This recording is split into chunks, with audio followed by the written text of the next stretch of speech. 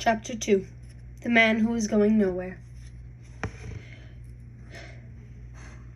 The cabin in which I found myself was small and rather untidy.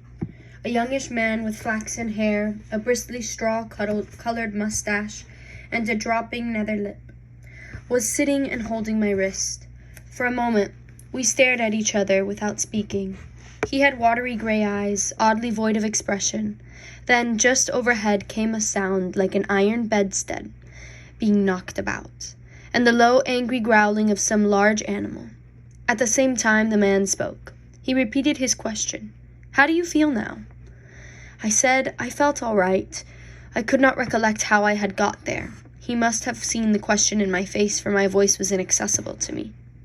"You were picked up by a boat, starving. The name of the boat was the Lady Vane, and there were spots of blood in the gunwale." At the same time, my eye caught my hand, so thin that it looked like a dirty skin purse full of loose bones, and all the business of the boat came back to me. "Have some of this," said he, and gave me a dose of some scarlet stuff, iced. It tasted like blood, and made me feel stronger.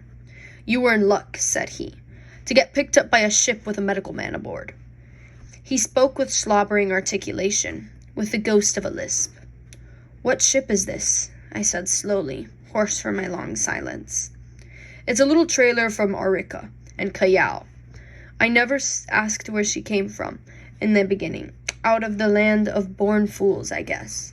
I'm a passenger myself from Arica. This silly ass who owns her, he's captain too, named Davies. He's lost his certificate or something. You know the kind of man, calls the thing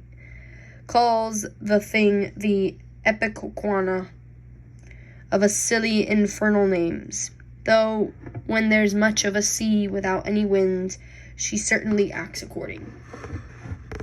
Then the noise overhead began again, a snarling growl, and the voice of a human being together, and another voice telling some heaven-forsaken idiot to desist.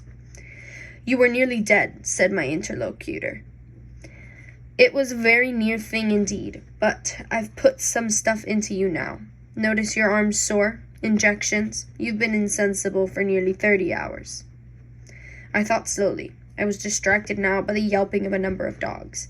"Am I eligible for solid food?" I asked. "Thanks to me," he said, "even now the mutton is boiling." "Yes," I said with assurance, "I could eat some mutton. But," said he with a momentary hesitation, "you know, I'm dying to hear of how you came to be alone in that boat." "Damn that howling." I thought I detected a certain suspicion in his eyes. He suddenly left the cabin, and I heard him in violent controversy with someone who seemed to me to talk gibberish in response to him. The matter sounded as though it ended in blows, but in that I thought my ears were mistaken. Then he shouted at the dogs and returned to the cabin. "Well," he said in the doorway, "you were just beginning to tell me." I told him my name, Edward Prendick, and how I had taken to natural history as a relief from the dullness of my comfortable independence. He seemed interested in this. I've done some science myself. I did my biology at University College, getting out of the ovary of the earthworm and the radula of the snail and all that. Lord, it's 10 years ago. But go on. Tell me about the boat. He was evidently satisfied with the frankness of my story, which I told in concise sentences enough, for I felt horribly weak. And when it was finished, he reverted at once to the topic of natural history and his own biological studies. He began to question me closely about Tottenham Court Road and Gower Street. Is Kaplatsy still flourishing? What a shock that was. He had evidently been a very ordinary medical student and drifted incontinently to the topic of the music halls. He told me some anecdotes. "Left it all," he said, 10 years ago. How jolly it all used to be. But I made a young ass of myself, played myself out before I was 21. I dare say it's all different now, but I must look up at the ass of a cook and see what he's done to your mutton." The growling overhead was renewed, so suddenly there was so much savage anger that it startled me. "What's that?" I called after him, but the door had closed. He came back with a boiled mutton, and I was so excited by the appetizing smell of it that I forgot the noise of the beast that had troubled me. After a day of alternate sleep and feeding, I was so far recovered as to be able to get from my bunk to the scuttle and see the green seas trying to keep pace with us. I judged the schooner was running before the wind.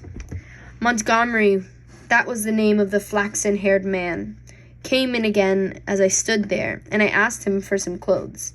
He lent me some duck things of his own, for those I had worn in the boat had been thrown overboard. They were rather loose for me, for he was large and long in his limbs. He told me casually that the captain was 3 parts drunk in his own cabin. As I assumed the clothes, I began asking him some questions about the destination of the ship. He said the ship was bound to Hawaii, and that it had to land him first. "Where?" said I. "It's an island where I live. So far as I know, hasn't got a name." He stared up at me with his nether lip dropping and looked so willfully stupid of a sudden that it came to my head that he desired to avoid my questions. I had the discretion to ask no more.